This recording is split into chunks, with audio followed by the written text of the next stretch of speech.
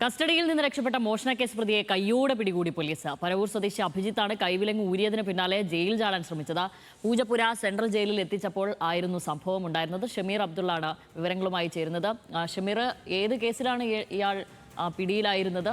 അതുമാത്രമല്ല, ഇവിടെ വെച്ചാണ് ഇയാളെ നിലവിൽ രക്ഷപ്പെട്ടതിന് ശേഷം പോലീസിന് പിടികൂടാൻ സാധിച്ചത്?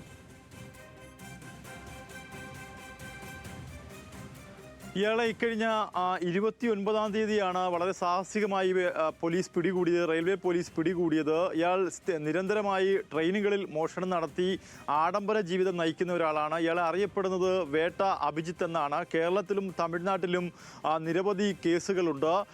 ഈ ട്രെയിനുകളിലെ AC കമ്പാർട്ട്മെൻറ്റുകളിൽ കയറി അതിലുള്ള ആളുകളുടെ ലാപ്ടോപ്പ്, മൊബൈൽ ഫോണ്, പണം തുടങ്ങിയവ കവർന്ന ശേഷം ഇയാൾ ചാടി രക്ഷപ്പെടുന്നതാണ് പതിവ്. കഴിഞ്ഞ ദിവസം ഇയാളെ പിടികൂടുന്നതിനിടയിൽ ഇയാൾ മെമു ട്രെയിനിൽ നിന്നും ചാടി രക്ഷപ്പെടാൻ പോകുന്ന ദൃശ്യങ്ങളടക്കം നമ്മൾ നൽകുകയും ചെയ്തു. ഇയാളെ ഇതിനുശേഷം ഇന്നലെ ശാസ്താംകോട്ട പോലീസ് പിടികൂടി RPFന് കൈമാറി. ഇതിനുശേഷം തിരുവനന്തപുരം സെൻട്രൽ ജയിലിലേക്ക് കൊണ്ടുപോയി.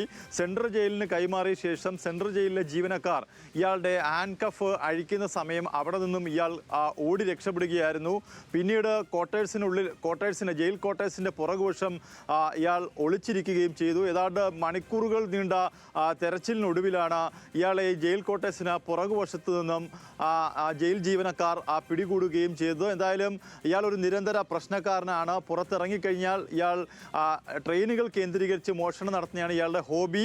ഇയാളെ പിടികൂടുമ്പോൾ ഏതാണ്ട് 65,000 രൂപയും ഒരു ലാപ്ടോപ്പും, 1 ലക്ഷം രൂപയിലധികം വരുന്ന ഒരു ലാപ്ടോപ്പും 1 ലക്ഷത്തിലധികം രൂപ വരുന്ന തന്നെ ഒരു ഐഫോണിൻ്റെ മൊബൈൽ ഫോണും ഇയാളുടെ കയ്യിൽ നിന്നും പിടികൂടിയിട്ടുണ്ടായിരുന്നു. എന്തായാലും നിലവിലിപ്പോൾ പൂജപ്പുര സെൻട്രൽ ജയിലിലെ സെല്ലിനുള്ളിലാണ് ഇപ്പോൾ ഇയാൾ ഉള്ളത്. ഷാമിലി. ശരി, ഷമീറാണ് വിവരങ്ങൾ നൽകിയത്.